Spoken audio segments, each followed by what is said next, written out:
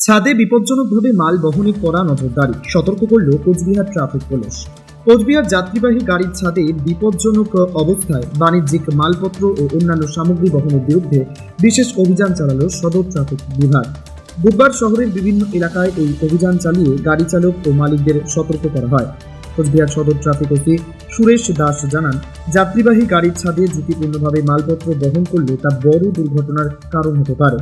তাই আপাতত সতর্ক করা হলেও ভবিষ্যতে এই ধরনের ঘটনার ধরা পড়লে আইন অনুযায়ী কড়া ব্যবস্থা নেওয়া হবে।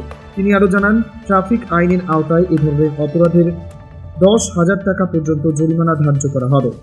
পাশাপাশি গাড়ি চালক ও মালিকদের স্পষ্টভাবে জানানো হয়েছে, যাত্রীর নিরাপত্তার স্বার্থে কোনোভাবেই বিপজ্জনক অবস্থায় মালপত্র বহন করা যাবে না। আপনাদের চেকিং চলছে, আজকে বিশেষ চেকিং রয়েছে, কি আজকে কি চেকিং করছে স্পেশালি? আজকের বিষয়টা মূলত রয়েছে গাড়িতে, বিশেষ করে পাবলিক ট্রান্সপোর্টে, বাস হলো বা যে অন্যান্য অটো রয়েছে, সেগুলোতে দেখা যাচ্ছে যে গাড়ির ওপরে উঠে তারা বিপজ্জনক অবস্থায় কমার্শিয়াল গুডস ক্যারি করছে, যার কোনো ভ্যালিড পেপারস বা অনুমতি, আরটিও থেকে অনুমতি তারা দেখাতে পারে। তো তার বিরুদ্ধে অভিযান চলছে এবং আজকে মূলত তাদেরকে জানানো হচ্ছে যে এইভাবে যাতে বিপজ্জনক অবস্থায় বিনা অনুমতিতে এভাবে মাল যাতে ক্যারি করা না হয়।